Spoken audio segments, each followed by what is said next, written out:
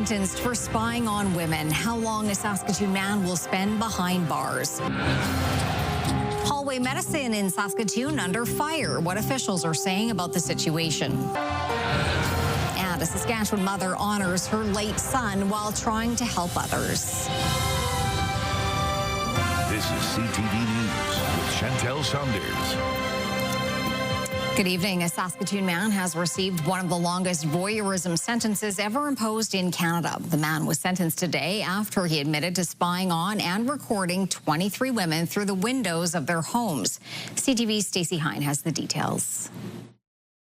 It's a lot, and it's disturbing. The Crown calls it a disturbing number of victims. 23 women secretly watched and recorded through the windows of their homes. 36-year-old Kyle Hamiluk admitted to surveilling these women while they were fully or partially nude. Hamiluk has now been sentenced to 2 years and 10 months after pleading guilty to 23 counts of voyeurism and 2 counts of breaching probation. During sentencing, Justice Krista Zur spoke about the serious harm caused by Hamiluk's actions, telling him, quote, "You exploit their powerlessness for your own sexual gratification." Crown Prosecutor Leslie Dunning echoes that impact. Although there's not any physical contact, the psychological impact of what it had on these victims is very serious. Hamiluk has prior voyeurism convictions from 2017 and 2020. Dunning says there is little case law involving repeat voyeurism offenders. The maximum I found was 2 years. A lot of those cases were in conjunction with other offenses, other sexual-related offenses, which bumped those sentences a lot higher. Hamiluk's nearly 3-year sentence is among the longest handed down for voyeurism alone. With credit for time served, he has about 7 months left behind bars, followed by 2 years of probation. As part of his probation, Hamiluk is banned from owning a phone or any electronic device capable of taking photos or videos. He also has a 9 p.m. to 6 a.m. curfew for the first year and must complete programming for addictions and sexual offending. Stacey Hine, CTV News, Saskatoon. 2 men charged in the homicide of a teen boy in Saskatoon appeared in court this morning. 22-year-old Adam Abdallah Adam is charged with second-degree murder. 20-year-old Osam Al-Haj is charged with manslaughter. Both were arrested in connection with a fight that took place in the parking lot of the Confederation Mall parking lot Sunday morning at 3:30. The 16-year-old victim was taken to St. Paul's Hospital where he died of his injuries. His name has not been released. Nipawin RCMP closed parts of Highway 55 following a serious crash today. It happened this morning on Highway 55, 6 kilometers east of Nipawin. On the highway, it was closed to allow police to investigate. Detours rerouted traffic away from the area. Local community leaders are learning firsthand what it's like not to have food or a place to call home. 10 people are taking part in the Sanctum 36-hour challenge. Each participant was given a different set of circumstances with challenges to overcome while being on their own on the streets. Police Chief Cam McBride was among those taking part. His scenario had him facing mobility challenges where he was provided a wheelchair to get around. He was also told he was diabetic. Among the other roles that were assigned included one for Mayor Cynthia Block. She was told she was 6 months pregnant, recently incarcerated, and had lost custody of her other children. She also had to meet with her probation officer and seek medical attention. Absolutely eye-opening to see what others go through, and yeah, it really makes me desire better for people who have mobility issues. They deserve the ability to get around, and in some cases we don't do a good job of that. I went to go look at a place to rent, and it was scary, and there was no water, and it was $1,500 to rent. How could it possibly be that much? Clearly people have to share the space, and there are people that don't have a reference, and it's the only place they can be, and there's no water. The Sanctum Care Group was behind the 36-hour challenge. It provides support for people living with HIV and those at risk. A Saskatoon woman says she was shocked by what she saw inside the emergency department at Royal University Hospital. CTV's Laura Woodward now on her story and why she wasn't alone in what she experienced. Yeah, 1, 2, 3. Patients at Saskatoon's Royal University Hospital forced to get medical care in hallways with rooms full to capacity. It literally looked like a natural disaster had just happened. Lynn Harmon took her mother to the RUH emergency department last week. She says she was shocked to witness an intimate procedure performed in the hall. There was absolutely no privacy, just open, very open. And then my mom, who has a compromised immune system, was next to people who were there supposedly with viral infections. Cross your fingers you don't get sick and end up in ER. Tim Lang says his mother, who had suffered a stroke, spent 4 days in a hallway bed before being moved into a room. Somebody in the bed next to her got up and he literally peed on the floor. The stench in that hallway was brutal. Lang counted 172 people walk past his mother's bed in just 1 hour. The nurses are doing the best they can with what they have, but the facility is broken, totally broken. It's totally overwhelmed, bursting at the seams. The Saskatchewan Health Authority says last week's crowding was a result of a temporary surge in patients. More people were accessing the emergency department, and they were sicker, resulting in more people being admitted, which created more capacity challenges within our hospital system. In March, the province announced funding for 109 new acute care beds in Saskatoon. So far, only 20 are open. The SHA expects the other 89 will open in the coming months. Harmon hopes a solution can be found so other families don't have to go through the same experience. A lot of people have been telling me, oh, it's been going on for years, but why should we be allowing it to go on for years? Like, where is the change going to happen? Laura Woodward, CTV News, Saskatoon. A man charged in connection to a case of carbon monoxide poisoning in Canora had his first court appearance today. In 2024, the RCMP received a report claiming a minor had been the victim of carbon monoxide poisoning on Norway Road. The minor was on shift and employed at the business. He was taken to hospital. After an investigation, Kyle Kaiser was arrested and charged with 1 count of criminal negligence causing bodily harm. During today's appearance, his lawyer appeared on his behalf. Kaiser was not there and his case was adjourned to November 6th.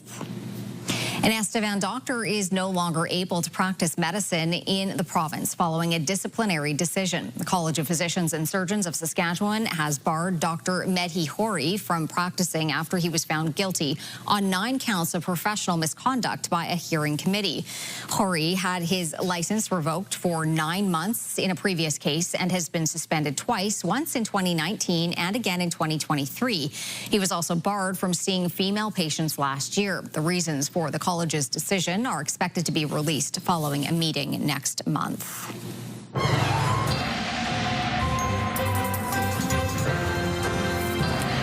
It was another lovely October day today. It's hard to believe it's October. It is. I know we've had temperatures that are way above seasonal, and tomorrow will still be above seasonal, Chantel. A bit of a cool down as we head towards Sunday and Monday, but then a bit of a bounce back. But we'll take a look at the here and now right now. We're keeping our eye on this active weather coming out of the Idaho Panhandle across Montana. Looks like it's going to impact parts of southern Saskatchewan, especially the southeast. But other than that, things are looking fairly stable, and we'll talk about some of the numbers later on.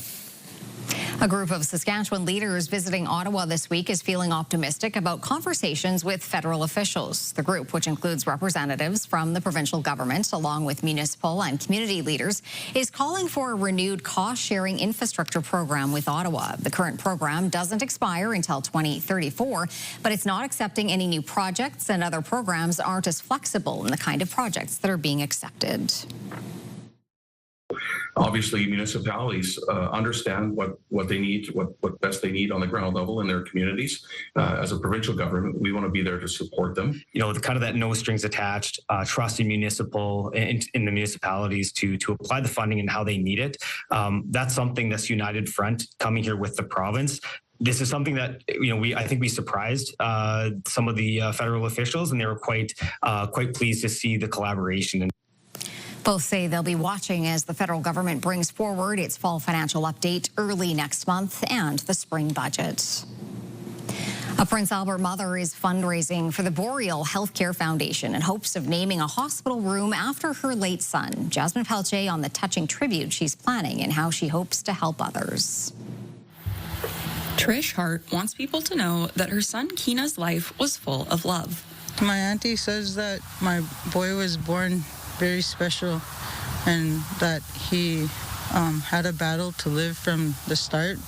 When Hart first decided to help fundraise, she was hoping to get a memorial wreath on the Victoria Hospital's Tree of Life in honor of her son, Keena, who passed away last year, days before his second birthday.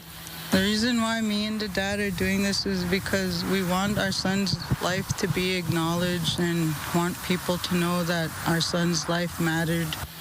When she shared a link to the fundraiser on social media, someone messaged her suggesting to think bigger than a wreath.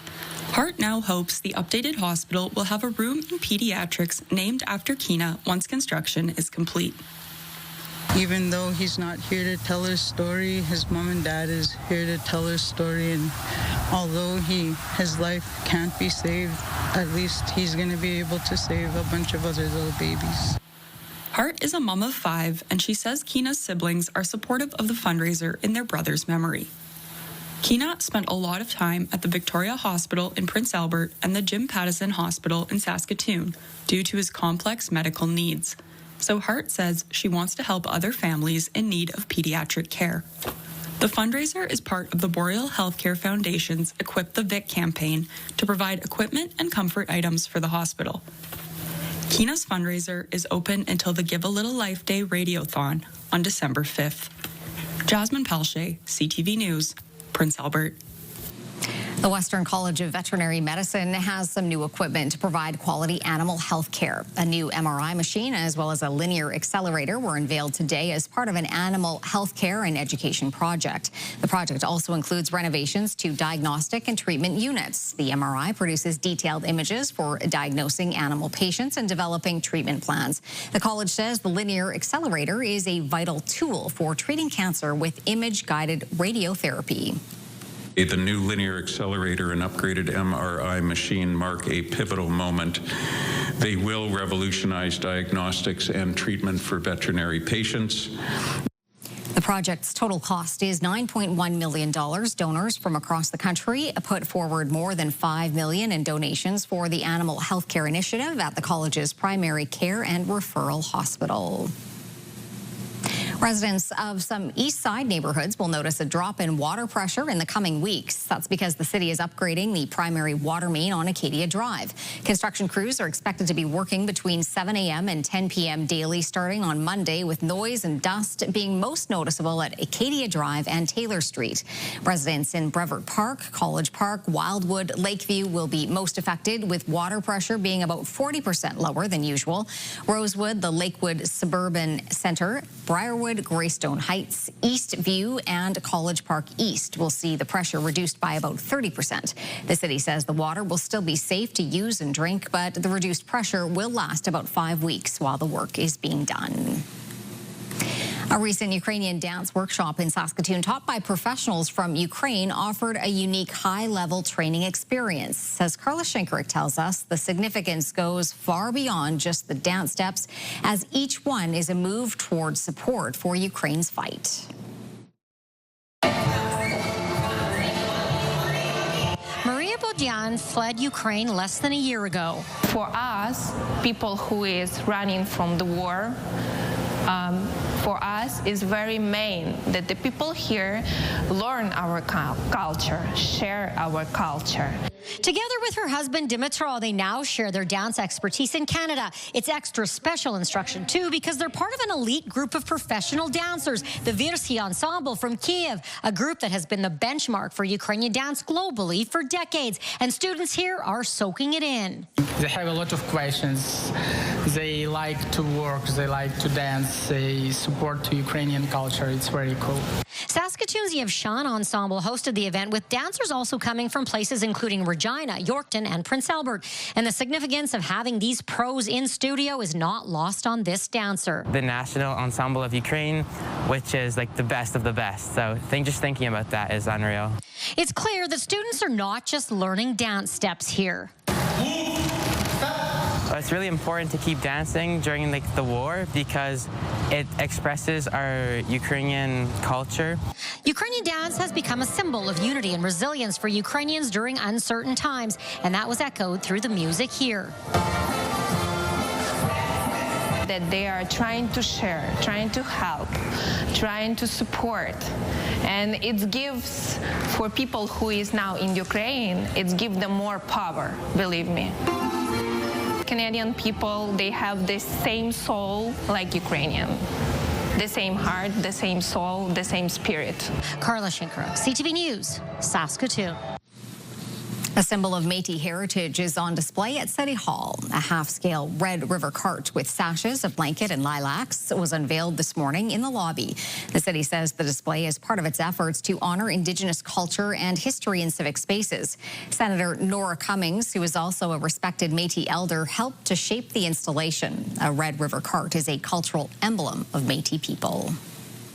I never thought I would ever see the day that I would be sitting in City Hall showing our history, and I'm very honored to be here for that.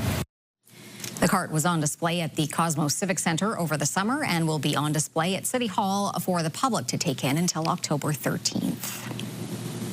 Still to come, Ottawa's plan to get the Canadian Armed Forces the equipment it needs. Also a brutal attack at a synagogue in England.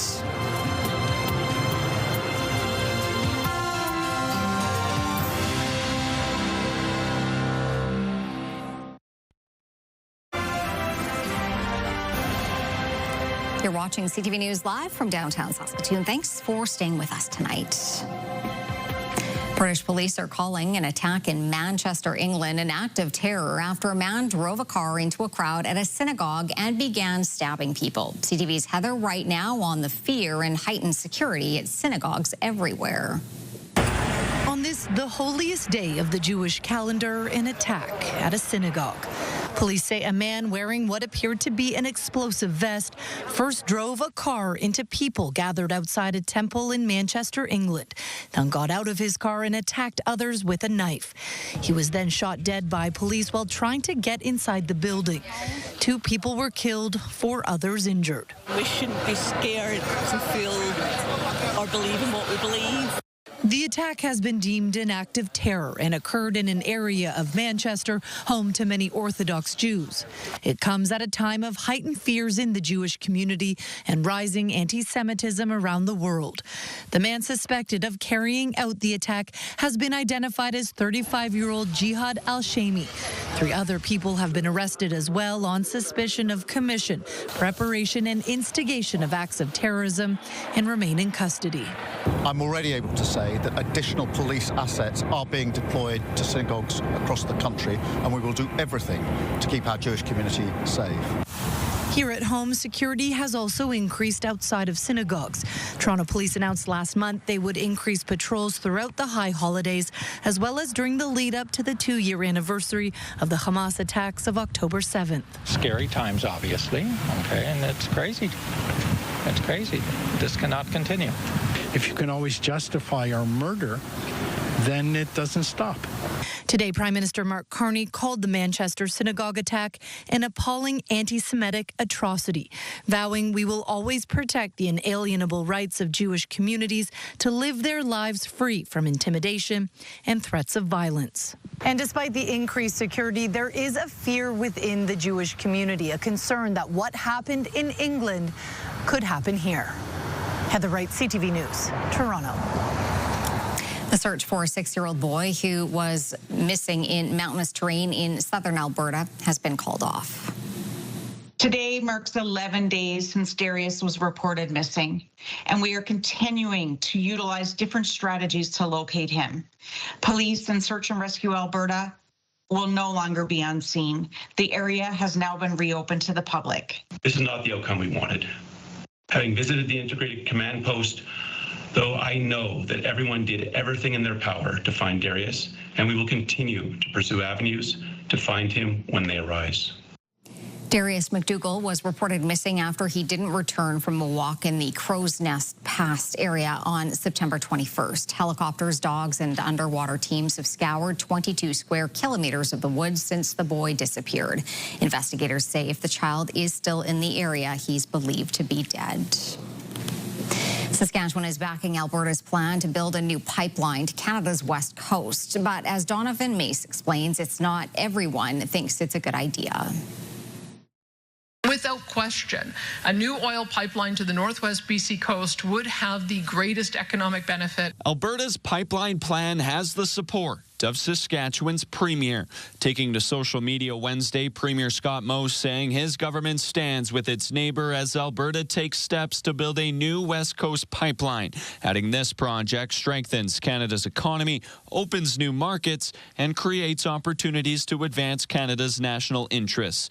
Now it comes after the Alberta government announced it will contribute $14 million as an incentive to a private sector contractor to step up and build it. We can't let our pipeline proponents have to navigate through all the complexities of a regulatory process without us being able to walk with them. But not everyone is on board. BC Premier David Eby is cautious of the plan, saying it does not have private sector support and is being put on the back of taxpayers. Premier Smith continues to advance a project that is entirely taxpayer funded. In response to CTV News, Federal Minister of Energy and Natural Resources Tim Hodgson says if Alberta wishes to be the initial proponent and funder of a pipeline to the West Coast and put it forward to the MPO, it is within their right to do so. Adding once any proponent has done this work, the federal government is open to evaluating a project on its merits. Now, Ottawa adds there have been no discussions with the government of Saskatchewan regarding similar proposals to fund a pipeline from our province. But Premier Moe says all economic projects need to go forward if Canada wants to strengthen its economy. Donovan May, CTV News, Regina. The federal government has officially launched a single procurement agency for its big defense purchases. The new Defense Investment Agency aims to cut red tape to get the Canadian Armed Forces the equipment it needs faster. CTV's Judy Trin is taking a closer look at what that means in the context of a trade war. Of all the billions of dollars Canada spends on military equipment, 75% of it goes to suppliers in the United States. A former fighter pilot turned politician says the new Defense Investment Agency will change that. We're not going to be spending 75 cents of our dollar south. We'll be amortizing that money out in Canada where we can, and then spending it in other places where we have to. The agency aims to cut red tape and duplication. It will aim to prioritize selecting Canadian companies on big contracts valued at more than $100 million for equipment like drones, small arms, and shipbuilding. But there are no targets for how much less they want to spend on American weapons. The first major decision the agency will make involves procuring up to a dozen new submarines to replace Canada's aging fleet. But the minister says the purchase of more F-35s from the U.S. is still under review. Canada could buy fighter jets from Sweden instead. There's no pressure on us to make a decision until we're ready to make a decision. We're a sovereign country. The slow play comes as trade talks drag on. Before a Senate committee, the country's top negotiator tempered expectations. Resolvable might mean going back to where we were a year ago.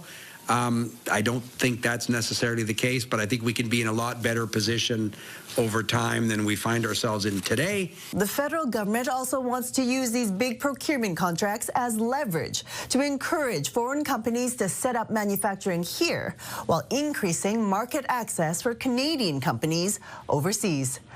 Judy Trin, CTV News, Ottawa. A dire warning for Canada Post and its employees today. The Canadian Federation of Independent Business says the Crown Corporation risks losing nearly 2/3 of its small business customers if the strike continues. The organization says 13% of small businesses stopped using Canada Post after the last strike, and nearly 2/3 said they would do the same if it happened again. The Federation is urging the federal government to step in to end the strike. Last year's strike cost small businesses more than $1 billion. Most Canadians will make the switch from daylight saving time to standard time on November 2nd, but a Liberal MP wants to abolish daylight time altogether. Ottawa area MP Marie-France Lalonde plans to table a private member's bill next week to end daylight time.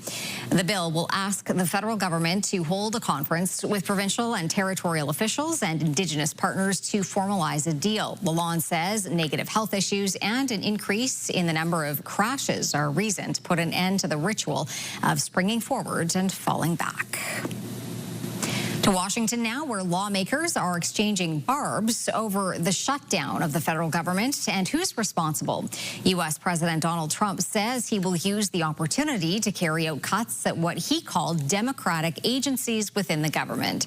The White House press secretary was asked what he meant by that. Federal government. Look, we're going to look at agencies that don't align with the administration's values that we feel are a waste of the taxpayer dollar. And look, unfortunately, these conversations are happening because we don't have any money coming into the federal government right now. The shutdown took effect after Republicans and Democrats failed to come to an agreement over competing spending bills. Republicans control the House of Representatives, the U.S. Senate, and the White House, but Democrats have enough votes to block bills in the Senate. They say they want a deal that extends health care subsidies and reverses cuts to Medicaid. Well, today is a special birthday for Charlie Brown, Snoopy, and the whole gang. I'm going to kick the habit. This is the end of all my faults. Charles M. Schulz's Peanuts comic strip turned 75 years old today. It was first published on October 2nd, 1950, and by the mid-60s, it had millions of daily readers. One of the most popular comic strips in the world, Snoopy and the Gang, have been translated into more than 20 languages in around 75 countries and have been made into dozens of television specials and multiple movies. 75 years, Jeff. That 75. So, well, you had me going because you said, oh, we don't have room for that today. Well, I was just fooling. That story was just saying to John, I said, well, we couldn't drop something? It's like, well, we can't have Peanuts is in there in 75 years. So yeah. It's a good gag. We squeaked it in just for you. Yeah, thank you. Well, it's an important piece of pop culture. Sure. My parents came back from a holiday in the States one time, and they brought back the soundtrack from You're a Good Man, Charlie Brown. We played that album a lot. I imagine you probably did. It's got some great songs. You want to hear one? Maybe later. Okay, let's take a look at this. Are you going to sing it? Well, that's the point of a Broadway musical. No. Let me warm up. 15 degrees in Saskatoon, 13 in Prince Albert, 16 in the Battlefords, a bit more in the way of sunshine in the Battlefords. Of course, in most places, it was kind of foggy to start the day and cool. Now, our temperature, 17 degrees was our daytime high. That's still 2 degrees above seasonal. 29, though, that was the record from 1957. Yes, that was the year yesterday for our record, and so was 1936, but the temperatures are a little different. Yesterday, minus 13, today, minus 9, but still the same years for those record temperatures. Sun came up at 7:09. It's going to go down at 6:42. Coming up, a Saskatchewan man serves up something special, what he's creating for the small screen.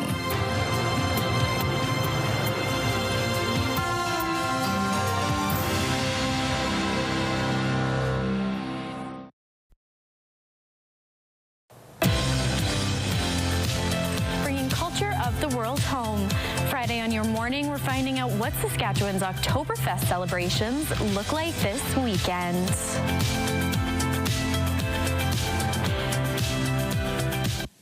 Okay, you're a good man, Charlie Brown. There you go. Anyhow, fun fact, Gary Burghoff, you know, Radar O'Reilly on MASH, originated the role of Charlie Brown. All right. I know. Interesting. Yeah, what else is interesting? We got a lovely sky here, some lovely colors there, some striated clouds out there right now, but nothing that's going to be bringing us precipitation. That might be a different story down south. Let's take a look at our numbers once again. 15 degrees in Saskatoon, 13 in Prince Albert, 16 in the Battlefords. On to our hot and cold spot. That's Coronac at 26. Cold spot was Scott at 0 degrees. Around the province we go. Currently, it is 15 degrees in Lloydminster, 18 in Swift Current, Regina, and Yorkton, 21 in Estevan, 22 in Moose Jaw.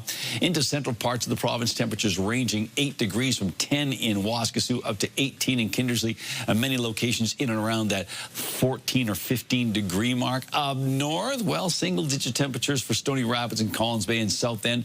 10 degrees for Key Lake and Sandy Bay Island Falls. Just 11 in Buffalo Narrows, 13 in La Ronge. And making our way into southern Saskatchewan, relatively warm conditions as we make our way to south central and southeastern parts of the province. But even on the southwestern side of things, the temperatures are in the high teens. So high teens, low 20s, some pretty reasonable temperatures for southern Saskatchewan. All right, making our way to our futurecast with the computer modeling indicating, as I mentioned earlier on, that system moving up through the states, slashing through Saskatchewan.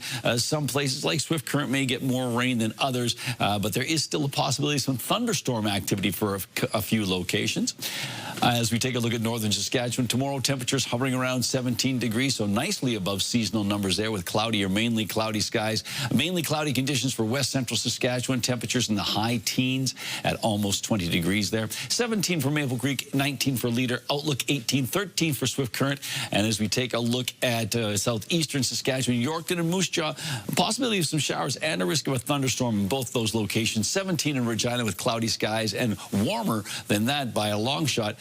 24 degrees, so 7 degrees warmer for Estevan. And into east central Saskatchewan, temperatures of 16 or 17 degrees with cloudy skies in much of the region. And now on to the detailed forecast for the Battleford. 5 degrees with some fog patches showing up overnight. Not much in the way of wind overnight into tomorrow. Tomorrow's high, nicely above seasonal, 19 degrees. 14 on Saturday, so seasonal. And then cooling off to 7 on Sunday. Monday, 8 degrees, but bouncing back as we head up to the high teens, low 20s for Tuesday, Wednesday, and Thursday.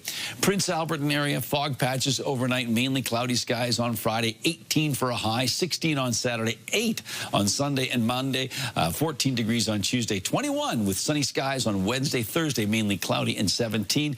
And Saskatoon's overnight temperature, 4 degrees, partly cloudy skies with some fog patches showing up. Tomorrow, not much of a wind, 18 degrees, so a few degrees above seasonal. 16 on Saturday, still above seasonal by at least 1 degree, but 8 degrees on Sunday. Monday, 10 degrees, 16 on Tuesday, Wednesday, staying sunny, and 22 degrees, 18 1 week from today.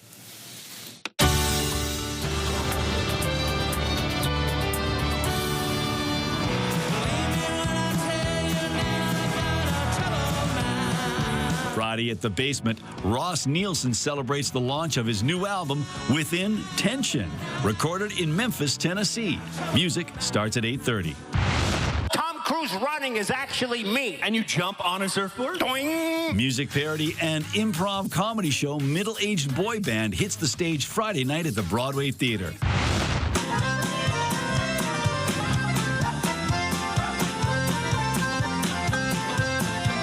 The Western Senators provide the music for the return of Oktoberfest to Prairieland Park. All the fun is under the big tent Friday and Saturday.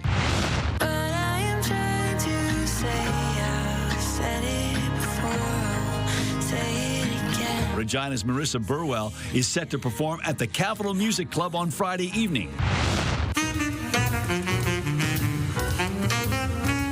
Sharantha Bettage is the featured guest for Beyond Cool, Jerry Mulligan's Big Band Vision. This is the Saskatoon Jazz Orchestra's first concert of its 13th season. That's Saturday, 7:30 at the Broadway Theater.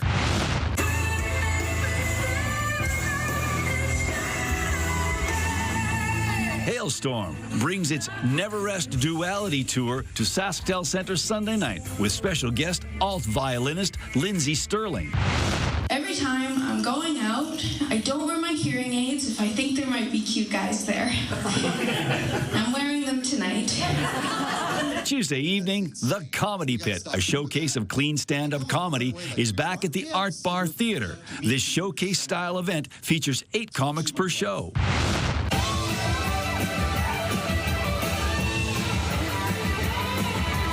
Juno nominee Yukon Blonde is on the road celebrating the release of its new album, Friendship and Rock and Roll. You can catch them Thursday, October 9th at Amigos. All right, Jeff, time for Pick of the Day. You've got a montage, as always. We do. All right, well, let's start off with this one. We've got some lovely images here. This one comes to us from Boyd, and whooping cranes in the fall colors as they fly over the marsh. And what a great shot there. So thank you, Boyd, for sharing that image. The next one comes to us from Marley, and look at this. Just a classic Saskatchewan shot here. She says, took this picture Monday, September 29th near Vanscoy. Just beautiful. Thank you. And finally, Wayne sent us this one, and it is to tell us that they we celebrated our 50th anniversary with my loving wife, Sylvia, and family and friends at our daughter's home in Swan River, Manitoba on September 27th. So, Wayne, thank you for sharing that lovely photo of you and your bride, and please accept our wishes on your 50th anniversary. What a great shot there. It looks like it was a beautiful day for an anniversary party. If you'd like to share an image with us, you can do so by sending it to cfqcnews@ctv.ca, and please put Pick of the Day in the subject line. Still to come on CTV News on the menu. What a Saskatchewan man is whipping up in hopes of becoming a master chef.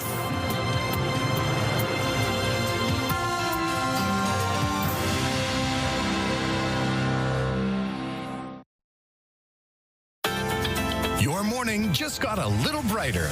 Start your day with CTV Your Morning, and you could win $20,000. For your chance to win, watch CTV Your Morning Saskatchewan, weekday mornings 6 to 9.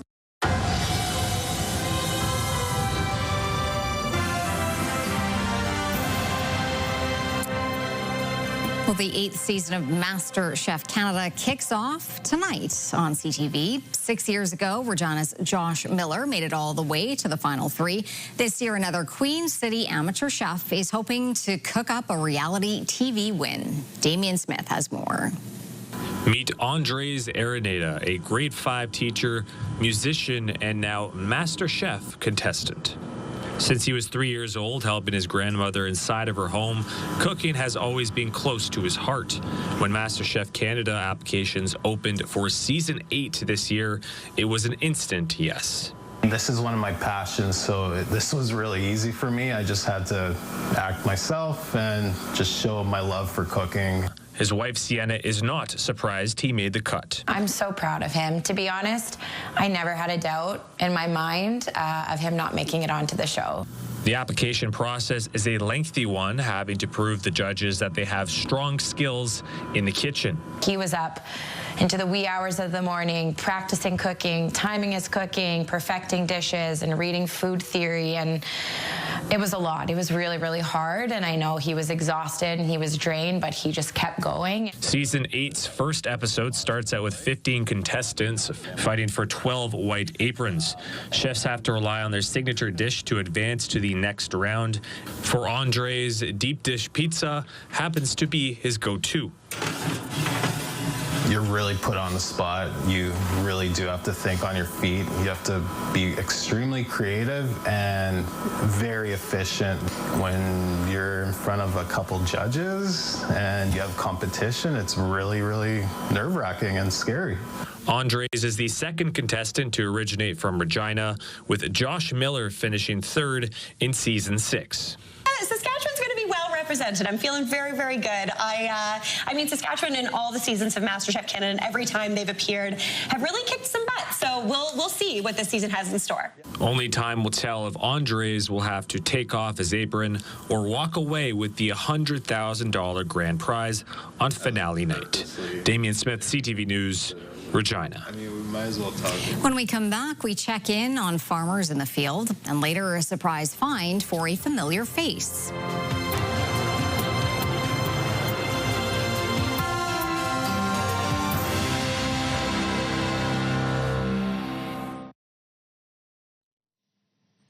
All right, welcome back, and we'll take a look and see what's going on with our rural forecast for tomorrow. And temperatures are going to remain above seasonal for this time of year. Typically, many parts of the province, let's just grab an average number here, typically should be around 14 degrees, a little warmer down south, a little cooler up north, but let's say 14 degrees. And so we've been above that for quite a while now. It's going to change on the weekend, I know. But look at these numbers for tomorrow. Lots of places around 19 degrees. That includes Meadow Lake, Spiritwood, Kindersley, Lloydminster. 18 for Outlook.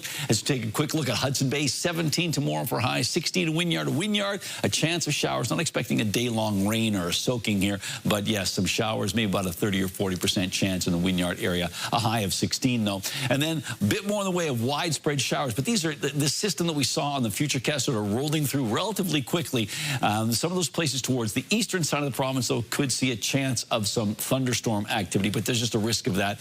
But still, some locations are still in the 20s. That's Coronach at 22 and Carlisle at 21. And many places, with the exception of East End and Cypress Hills on this part of our map, everybody is above seasonal for this time of early October. And that certainly includes Delisle. Delisle is going to get up to 19 degrees tomorrow with partly cloudy skies. And again, not a particularly windy day, a southwesterly wind at 10 clicks. And Delisle is one of the places where internet plans of up to 1 gig are available from SaskTel. Saskatchewan producers made significant progress on harvest this past week thanks to dry, warm conditions. 84% of this year's crop is in the bin, which is ahead of the 10-year average of 81%. Harvesting of winter wheat and fall rye is complete, while peas and lentils are at 99% and 98%. Canola jumped up to 71% complete, while flax is at 45%. As for livestock water supply, half of producers say there are no shortages, while 3% say there is a severe shortage. Algoma Steel is bracing for a multi-million-dollar hit as it navigates U.S. duties. Mirella Fernandez has more on that. Algoma Steel says its losses are growing as a result of American tariffs. Algoma expects to lose $80 to $90 million in its third quarter. It sent about 100,000 tons less of its steel to the U.S. because of the 50% tariff.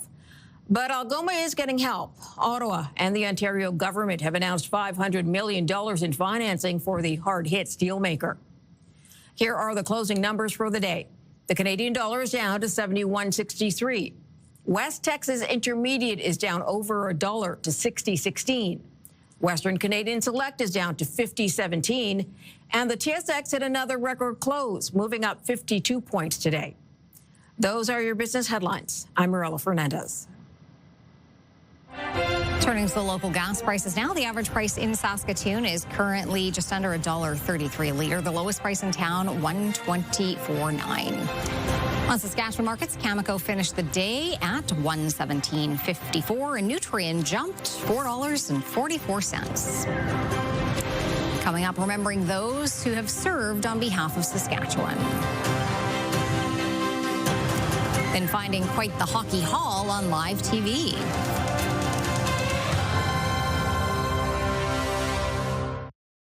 Select Hair Service is brought to you by Sage, the beauty bar. Stay with us for another great night of television starting tonight at 7 with Hell's Kitchen. A group of Saskatchewan students are getting ready for Remembrance Day. The history class was painting a crosswalk in Canora with white stripes and maple leaves. The words "To all who served" in both English and Ukrainian will adorn the strip. The piece will serve as a memorial for the school's Remembrance Day. It's a nice tribute. Very cool. Absolutely. Impressive. All right, well, we know this. You never know what will happen on live TV, as our Mike Siona found out this morning. Here we go. Have a look at it. What did we get? What did we get?